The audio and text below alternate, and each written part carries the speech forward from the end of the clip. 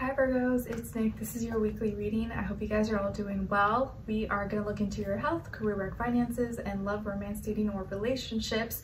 And if you didn't already check out the weekly astro energies video for this week to kind of get a general feel of what's going on in the sky, please do check that out before we get into your specific sign and your different sectors of your life, just so you can kind of have that general understanding first. But let's get into it. So I'm gonna get a message for the full moon in Aquarius for you guys, and then also a message for Virgo season and transitioning out of Leo into Virgo season. So happy birthday to those of you who may have birthdays this week, and to your future birthdays. Let me know in the comments if your birthday is specifically this week or if it's coming up very soon. Okay, and don't forget, I'll have a link to the extended reading below in the description box if you're interested afterwards as a part 2 and or continuation, or just want to show support for the channel. All right, so let's get your first message for the full moon in Aquarius. I did already run that down in the astro video, so you can check that out. So we're gonna do what feeling or basically what emotion you may need to release, let go of, detach from this week, so that you can have the right mind frame, have the right ideas, and make the right decisions that will bring more favorable circumstances. Okay, so what feeling, emotion maybe you need to kick out, put in the trash. For all my Virgos, Sun, Moon, Rising, and or Venus.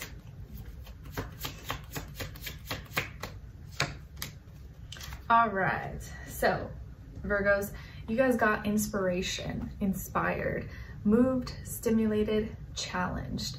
All right, so I think for you guys, you may be like, what do you mean I gotta get rid of my inspiration? I like my inspirations. No, I think this is meant more so like feeling like you need to be inspired in order to do something. You need to get rid of that kind of feeling that, oh no, I can only do this if I'm inspired, or if I have, if I'm stimulated or challenged enough, then I can do it. Because then you use that as an excuse or as like a scapegoat. So it doesn't mean don't be inspired or don't inspire others, but don't rely on only when you feel inspired that you do something. If it's something you want to do, you have to do it even when you're not feeling inspired, because just that action alone is what is going to make a difference. Okay, so if whatever it is that you're doing, this may hit home specifically for some of you in your whatever situation you're in, but don't rely on that feeling of feeling inspired, that feeling of being inspired in order to do something. Like, don't wait, because then you might be waiting forever.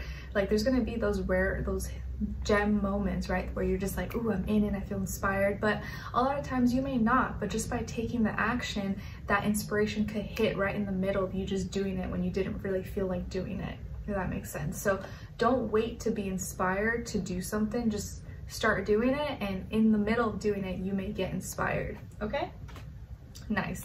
Now or you just build that discipline, you build that practice and that habit of it. All right, now it's kind of like, yeah, if you're trying to get better at a sport or learn an instrument or sing, dance, draw, like it's not about like being so good and inspired all the time. You just have to practice. You have to keep doing it, and that's how you start to be more, you start to get more inspiration and have more fun with it. But you got to first kind of get through that discipline and just have it come kind of like autopilot. Okay, all right.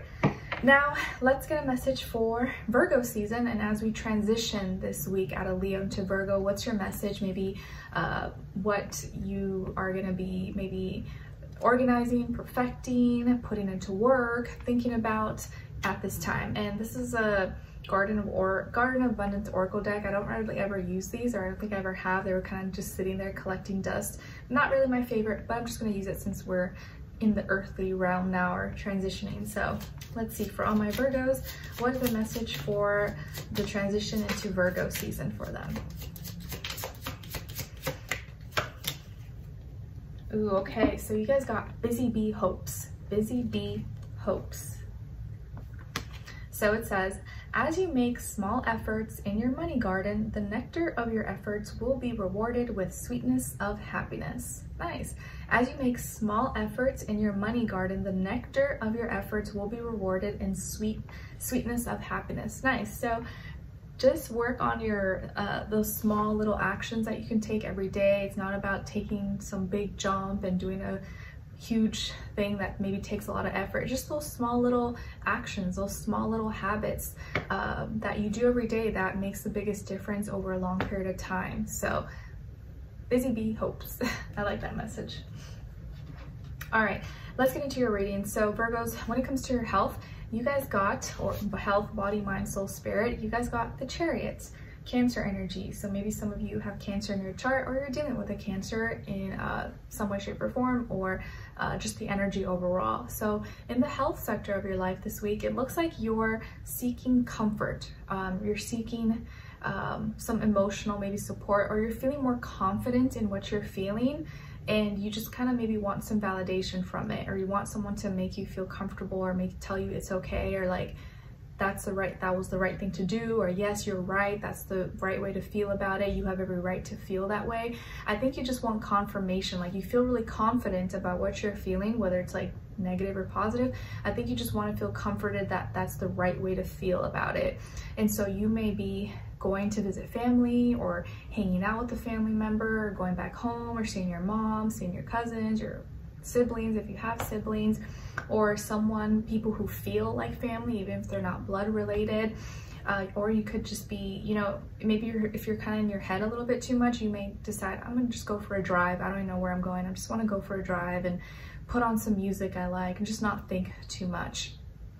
You could also be spending a lot of time in the car, or driving, or in some kind of vehicle or form of transportation, airplane, truck, train. But I do feel like you're seeking comfort, or you just want to like get away almost, or you want to find answers, or follow your heart a little bit more and stop thinking too much about things. I feel like you may have had something happen, or something has recently happened that made you realize life is too short. I need to just like live. I need to have more fun. I need to experience. I need to let loose. I need to stop being so uptight or worried about what others think. I need to just live my life and allow myself to feel, allow myself to like, you know, feel invigorated or something. Okay, now when it comes to your work, school, career, and finances, you guys got the Four of Cups. So in this area of life, money, business, finances, negotiations, contracts, courses, classes, college, whatever, I feel like here that you're either bored, or you're feeling unsatisfied, unfulfilled with your role, or with what you're doing. You almost feel like maybe there's no purpose, or am I doing this for nothing? Or maybe you feel undervalued or unappreciated and disconnected maybe from your work, or from money, or from your goals. You're almost like in some kind of feeling and emotion where you can't see, you're not able to see something or appreciate it, because either you feel unappreciated, or you feel like this is not valuable, or it's not making sense.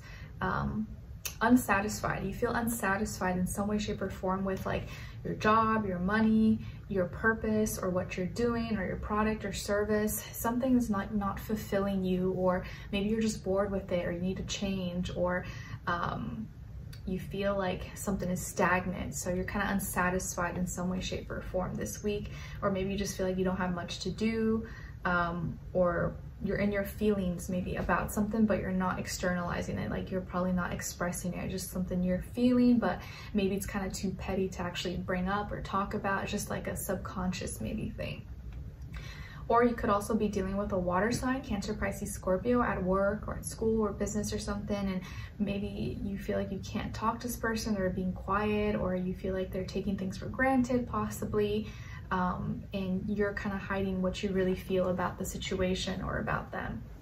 All right, now when it comes to your love, romance, dating, or relationships, on your side, this is your energies. You guys got Ten of Swords, Knight of Cups, and the Page of Swords.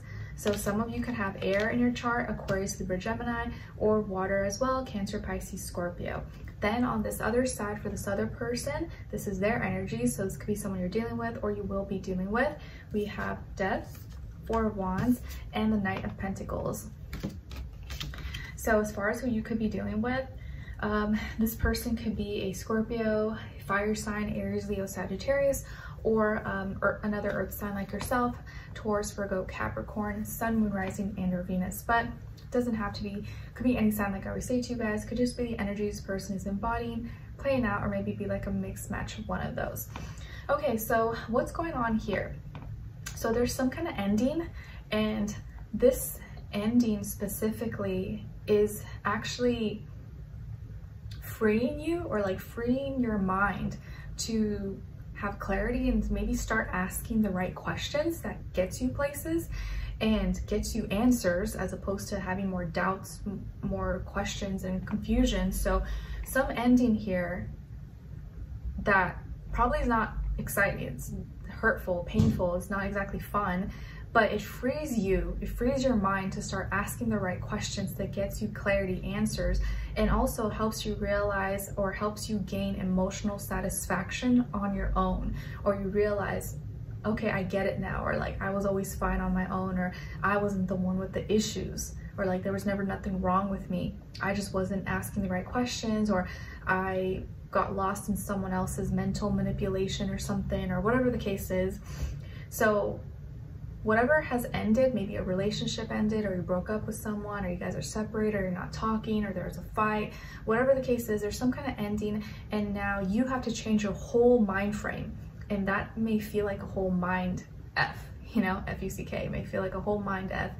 And now it's like, however you were thinking, and your whole mentality is like down the drain. You're like, wow, okay, I gotta like reshape my whole way of thinking, my whole world, because that has ended and I no longer can think that way anymore. So there's probably gonna be a period where you feel down, defeated, depressed, thinking too much, but it's not going to last that long, because you're going to come out of that realizing, but now I'm not chained down, now I'm free, now I can start asking the right questions, now I have more clarity, or I don't have someone weighing on me or judging me or criticizing me, or whatever the case is, because it feels like maybe there's something toxic or negative going on here, or abuse or something. Hopefully not that extreme, but you feel very down and defeated, and it's not fun. But this is also going to free you. And now you're going to see that maybe you feel better on your own. You actually feel better when you're alone, or at least not maybe with this person. Emotionally, you're able to feel more satisfied, feel more at peace, and kind of refill your cups. Even if you feel like all your cups were spilled over and empty, you're filling up each of your cups now by yourself, and you're like, oh, okay, that wasn't that hard. Oh, I feel better. Oh, I can do that. Instead of thinking that this person had to be the one to fill all your cups with their water, you can fill your own cups, and now you can do it exactly how you want, however much you want to fill it. Use whatever cups, you know, designs that you like, and you're like, oh, you know what, actually, that's fun. That feels good. And the other person maybe didn't even fill your cups right. They were like all messy and spilling everything and using these cups you don't even like. And you're gonna realize throughout this week, and by the end of the week, that you know how to satisfy yourself. You know how to love yourself, and you know, because you know yourself better than anybody. You are with you every day, and you're actually a lot more happy, and you have less stress, fears, doubts, and blockages when you're alone, because the problem wasn't you, it was probably this person. Not that we're playing game, like the blame game, but if you start to feel more at peace and happier with yourself when this person's gone, then that probably was the problem. If you start to feel worse, like, which it's normal to feel not great in the beginning, but if your life starts to get better when they leave, that probably shows that they were the problem, you know? And now you're able to start asking the right questions, investigating, researching, finding your own knowledge, finding your own resources, your own self-help, you know, whatever, TED Talks or therapists or like books, whatever that helps you have the right mentality and think about things in the right way, in a healthy way. So this person may have ended things with you, or maybe it was mutual, maybe it wasn't, but they're going through their own death and rebirth and can no longer feel the same, or they're needing to transform their feelings and emotions. But they may still actually have feelings for you and want to try again, or want to reconnect, or kind of celebrate, or make you feel the spark and the flame and the fire. And maybe that kind of gives you a little bit satisfaction, knowing that they still try, or that they're wanting to try and you're like, nope, I don't even want it. Like, I don't want you. I'm actually realizing I'm better off without you. And that in itself maybe gives you a little satisfaction, a little, you know, little ego boost maybe. And they may still try to make efforts towards you, but take it slow and easy. Like, they may do little small practical things to like, and even like find little excuses. Like, let's say, I don't know, they left their sweater at your house or something. They may find little excuses like, oh, I forgot this, I need to go pick this up, or you're gonna be home, or blah, blah, blah. So they may find like logical, practical ways to kind of still sneak in or kind of be connected or be in your life. But I think you're gonna read through the lines and you're gonna see through that and actually start asking the right questions. Like, oh, actually, no, it's not here. Like, you took it last time, or like, no, like, you'll know how to like not be emotional about it and just pure logic, and make them feel kind of dumb about like whatever efforts that they're doing, that you know you're not buying any of it. Okay, so let's continue on and extended to get more information, to see where their energy is at. What are they thinking? What are they feeling when it comes to you?